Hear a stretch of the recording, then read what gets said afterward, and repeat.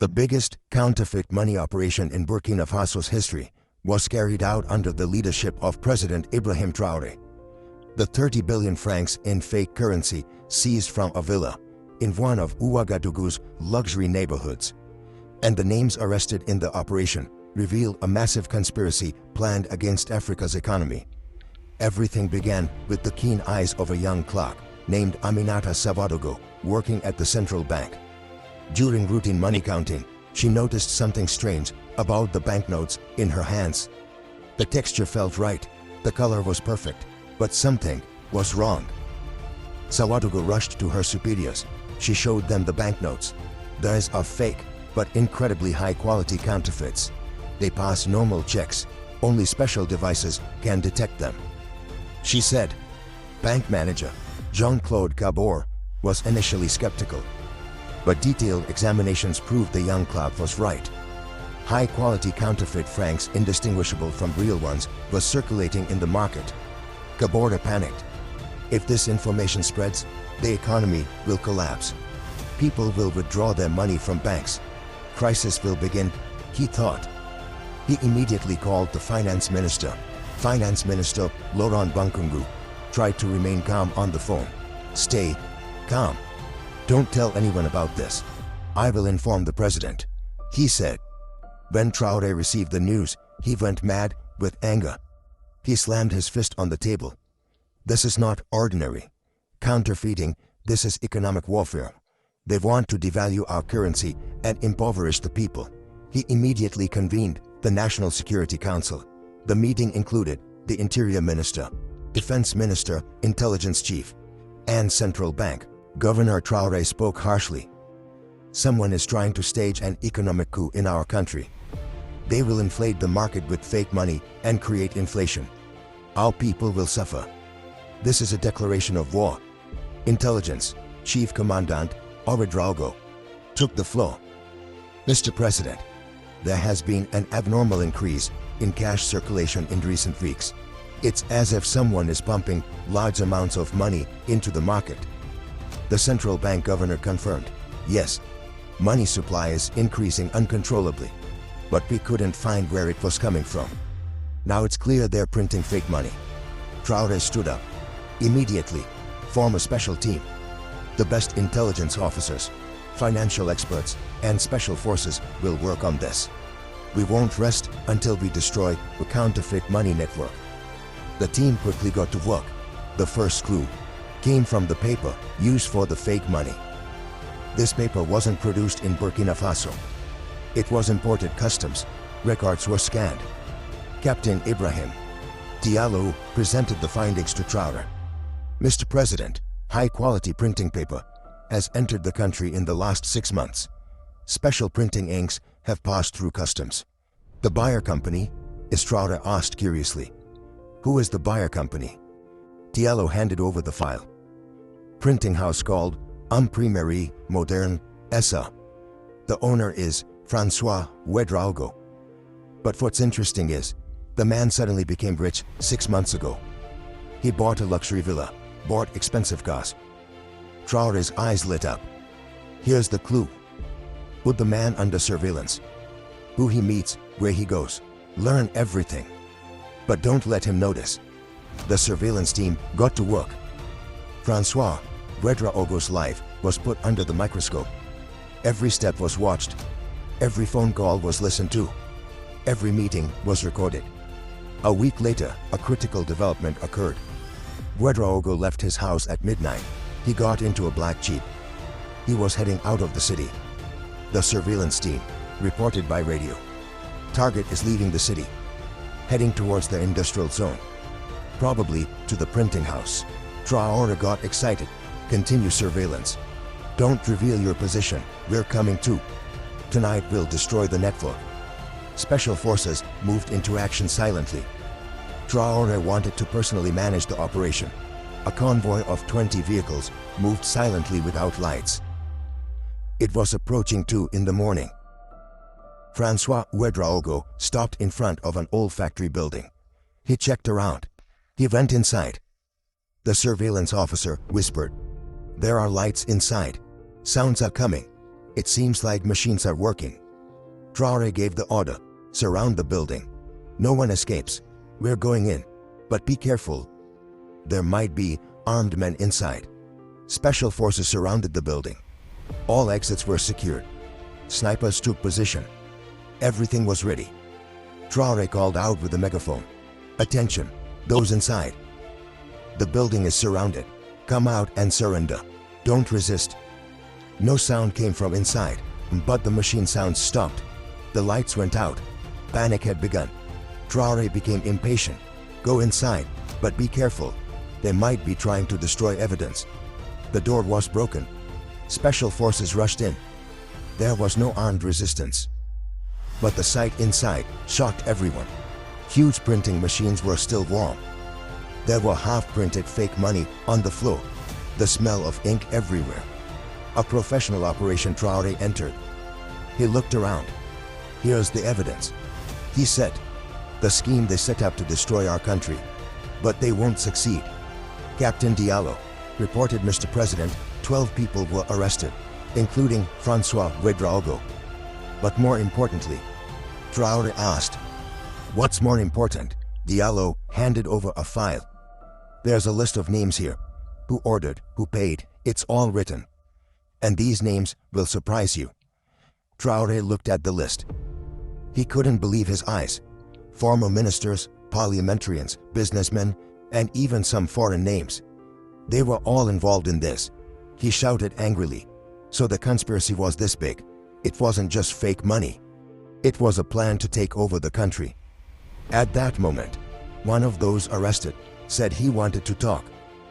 The technical manager of the printing house, Pascal Tapsoba, began to confess, crying, they deceived us. He said, they said we would just do printing work. But then they forced us to print fake money. If we didn't accept, they would kill our families. Traoré asked, who forced you? Who did you receive orders from? Tapsoba continued trembling. There are big bosses. There are foreigners. They said, you will collapse. Burkina Faso's economy. Traoré will fall. Our man will replace him. Traoré's face turned red. Give names. Tell everything, or you'll rot in prison for life. Tapsoba sobbed out the names. Each name was like a bomb. Some were well-known opposition politicians. Some were wealthy businessmen. And some. Traoré cut him off. Enough, I understand. Arrest them all. No one sleeps tonight. All names must be arrested by morning. The operation expanded.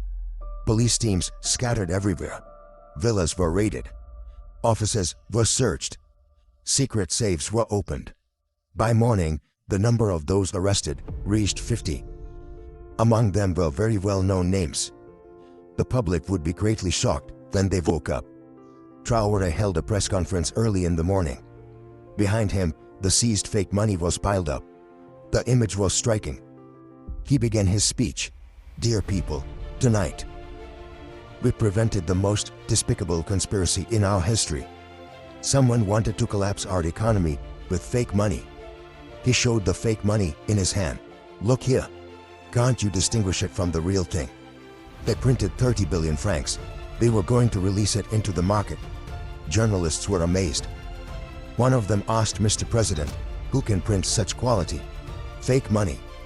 Traoré answered harshly, who first? The names, you know, then the powers behind them.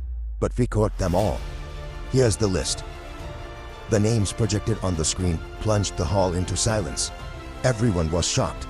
How could these names be involved in such a thing? Traoré continued, this is not just about fake money. This is an attempted economic coup. Their goals were to devalue the franc, create inflation, impoverish the people. And finally, he paused. Finally, overthrew me and establish a puppet government. But they failed. Because our people are awake. Because our army is strong. Because Burkina Faso doesn't kneel. Our BBC correspondent raised his hand. So which powers are behind this operation? Are there foreign connections? Traoré slammed his fist on the table. Of course there are. Who provided the technology to print fake money? Who financed the money? Who organized it? We'll reveal everything soon. A French journalist interrupted. Those accusations are very serious. Do you have proof? Traoré laughed. Proof? The printing house is there. The fake money is there. The confessors are talking. Bank accounts, records, correspondence. Everything is in our hands. When the meeting ended, the people had taken to the streets. Anger and support demonstrations had begun. Traoré is right. He is our leader. Down with the traitors, slogans were being chanted. Meanwhile, the interrogation of those arrested continued. Each was giving different information, but they all had a common point, a big plan. François Ouagadougou finally decided to talk. Despite all his lawyers' objections, he confessed. Yes, we printed fake money. He said, but this wasn't my idea. They offered it to me. They said, either you do this job or you lose your business. The prosecutor asked, Who offered? Ouagadougou hesitated, then spoke. Former finance minister Jérôme Compaoré came to me. He said, we will save the country. Traoré is a dictator. We will overthrow him. Continue, they said. Ouagadougou explained. The plan was like this. We would release the fake money into the market. Inflation would explode. The people would revolt. The army would intervene. So where did the financial support come from? Was asked. Ouagadougou lowered his head. From abroad, money was deposited in special accounts. Regular payments were made every month. We received a total of $10 million. From which country was asked? I don't know. He said. But it was coming from European banks. Sometimes from Dubai. Sometimes from Switzerland. Each time from a different account. Following these confessions, Traoré held a second press conference. This time he spoke more harshly. Now everything is clear. He said, this conspiracy is being managed from outside. Someone wants to return Burkina Faso to the old colonial days. But they won't succeed. He showed the documents in his hand. Here are the money transfers. Here are the instructions. Here are the secret meeting minutes. Everything is here. Then he turned to his people. Dear brothers, this attack is not just on me, but on all of you. They've wanted to steal your future, your children's bread. The people shouted angrily. Long live Traoré, down with imperialism. Traoré continued, but we won. We didn't fall into their trap. We protected our money. We protected our economy. We protected our independence. On the fourth day of the operation, a new development occurred. Former Minister Jérôme Compaoré, who was arrested, began to talk. I confess, he said, I'm involved in everything. But there are powers beyond me. I'm just an intermediary. Who's behind you? Was asked. Compaoré took a deep breath. Meetings were held in Abidjan. There were people coming from Accra, instructions came from Paris, approval from Washington. The hall fell silent. This confession changed everything. The conspiracy was international. Compaoré continued. They said, Traoré is dangerous. He's uniting with Mali and Niger, breaking away from the West, getting closer to Russia and China. He must be stopped. How would you stop him? First, we would create an economic crisis, inflation with fake money. Then, social explosions, strikes, demonstrations, uprisings. And finally, what Compaoré swallowed.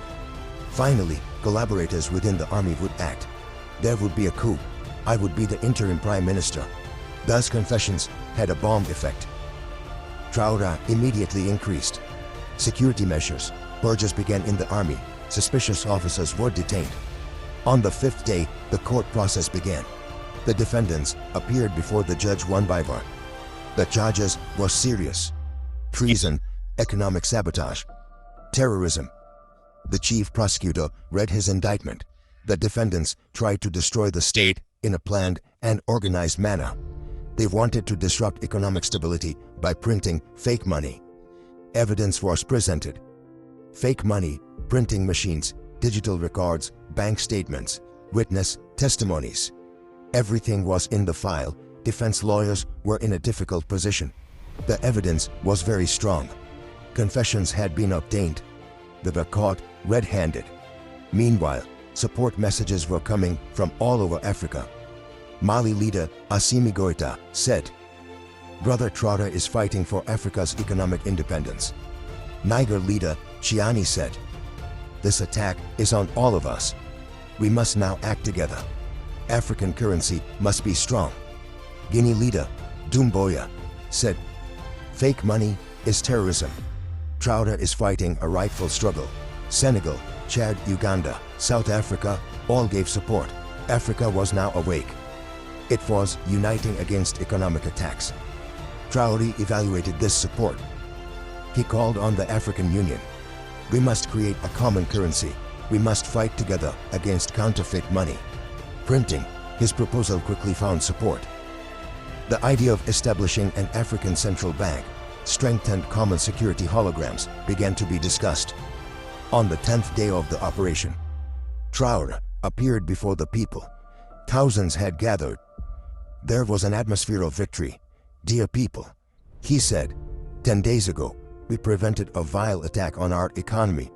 We seized 30 billion fake francs. We caught 50 traitors." The people applauded enthusiastically. Traoré continued, "But more importantly, we disrupted the game. We exposed those who wanted to impoverish and rule us."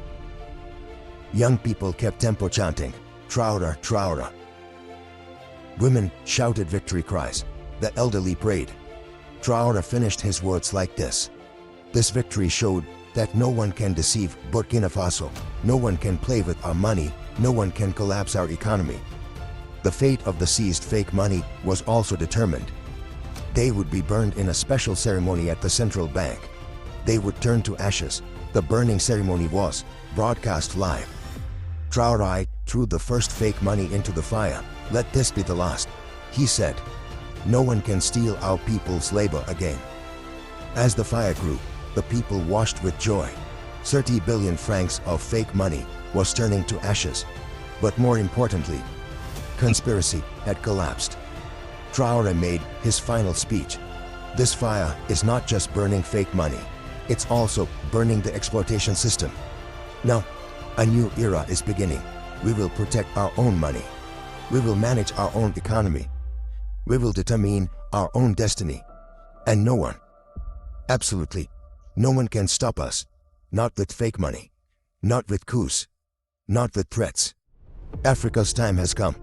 This was the miracle Traoré created. Not just catching 30 billion fake money, but seeing and disrupting the game. Now Africa was awake. It was on alert against economic attacks. And Traoré was at the forefront. On the 15th day of the operation, international repercussions continued. Western media outlets were reporting the news from different angles. Some were trying to portray Traoré as a dictator. But the evidence was there. The fake money was real. The conspiracy was real.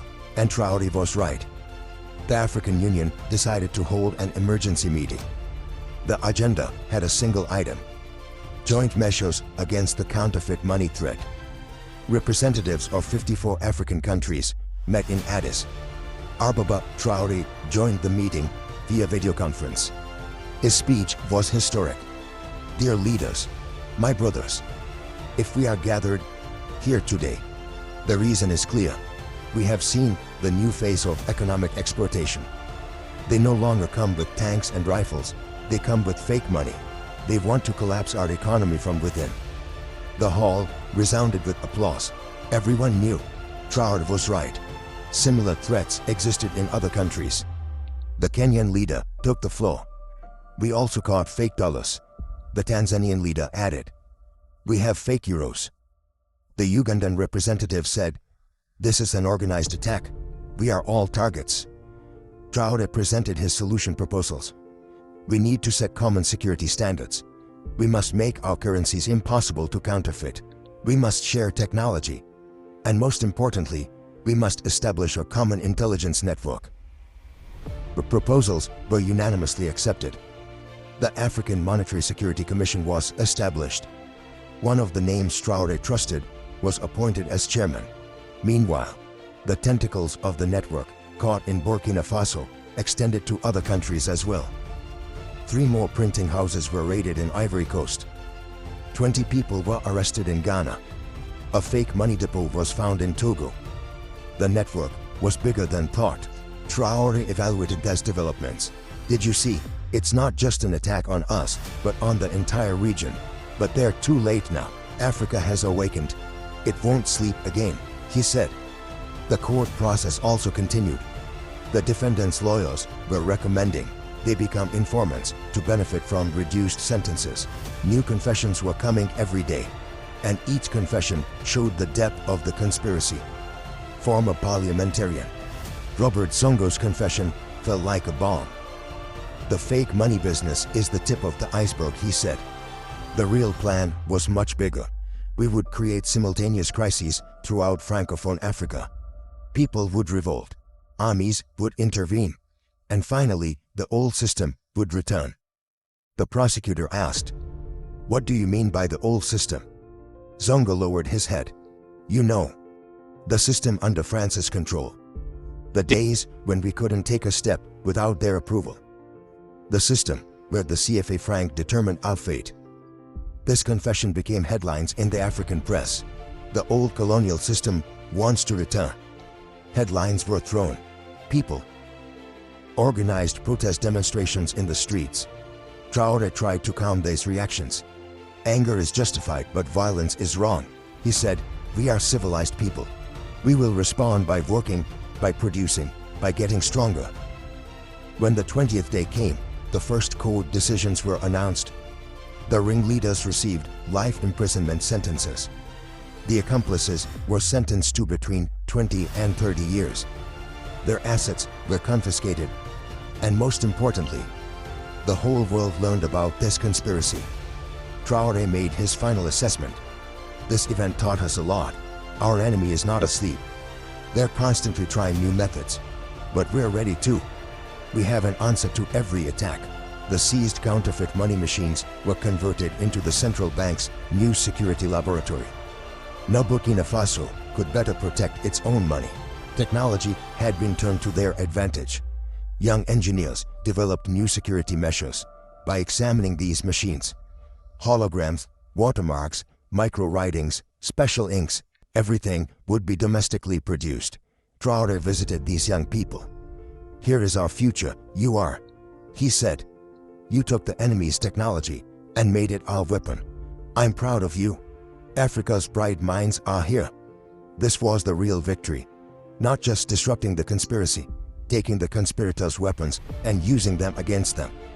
The fake money machines had turned into security technology. The traders had become lessons for patriots. Defeat had become victory. And Traoré had shown, once again, that Africa was no longer the old Africa. Awake. Africa strong. Africa united. Africa no one could deceive, no one could defeat. Because Africa had leaders like Traoré. And these leaders were walking with their people. Victory was theirs. The future was theirs.